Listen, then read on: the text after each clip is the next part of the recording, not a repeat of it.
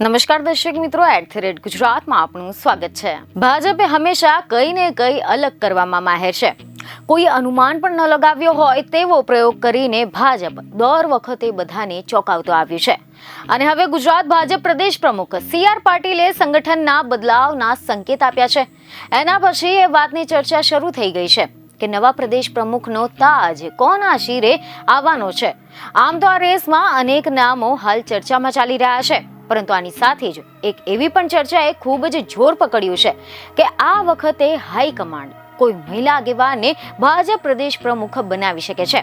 કારણ કે જો કોઈ મહિલા હોય તો સરકાર અને સંગઠન વચ્ચે સહમતિ સાધવામાં ખાસ કોઈ મુશ્કેલીઓ ન આવે અને સરકાર તેમજ સંગઠનમાં સરળતાથી તેમજ કોઈ પણ ગૂંચવણો વગર કામો આગળ વધી શકે તેવી સંભાવના છે।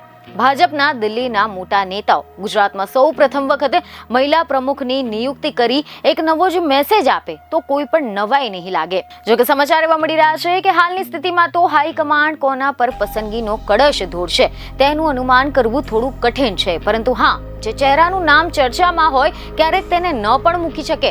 ભૂતકાળમાં મુખ્યમંત્રી તરીકે અથવા તો પ્રદેશ પ્રમુખ તરીકે જે નામો ચર્ચામાં હતા તેના બદલે સાવ કોઈ નવા જ ચહેરાને જ મૂક્યા હતા અને આ વખતે પણ આવું જ થવાનું છે તેવું લાગી રહ્યું છે। પરંતુ તેમ છતાં પણ કોઈ મહિલાને પ્રમુખ બનાવાય તો પણ નવાઈ નહીં લાગે, કેમ કે ભૂતકાળમાં પ્રદેશ પ્રમુખ અને મુખ્યમંત્રીઓ વચ્ચે ગજાગ્રહ ચાલતો હતો, જેને લઈને હાઈકમાન્ડ પણ મૂંઝવણમાં મુકાઈ ગયું હતું।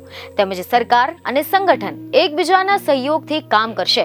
જો મહિલાના નામ પર છેલ્લી ઘડીએ કોઈ પણ જાતનો ફેરફાર થાય તો પછી સૌરાષ્ટ્ર અથવા તો ઉત્તર ગુજરાતમાંથી કોઈ OBC નેતાને પ્રમુખ બનાવી શકે તેવી ચર્ચાઓ ચાલી રહી છે। સચિવાલયના સૂત્રો જણાવી રહ્યા છે મીડિયાને કે નવા પ્રમુખ તરીકે કોઈ પાટીદાર નેતાને મુકાઈ શકે નહીં, કેમ કે હાલના મુખ્યમંત્રી પાટીદાર જ છે।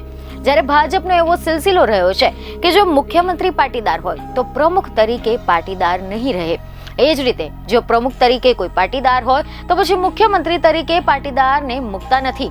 આગામી અઠવાડિયાની અંદર ભાજપના નવા પ્રદેશ પ્રમુખ નક્કી થઈ જશે તેવી ચર્ચાએ જોર પકડ્યું છે।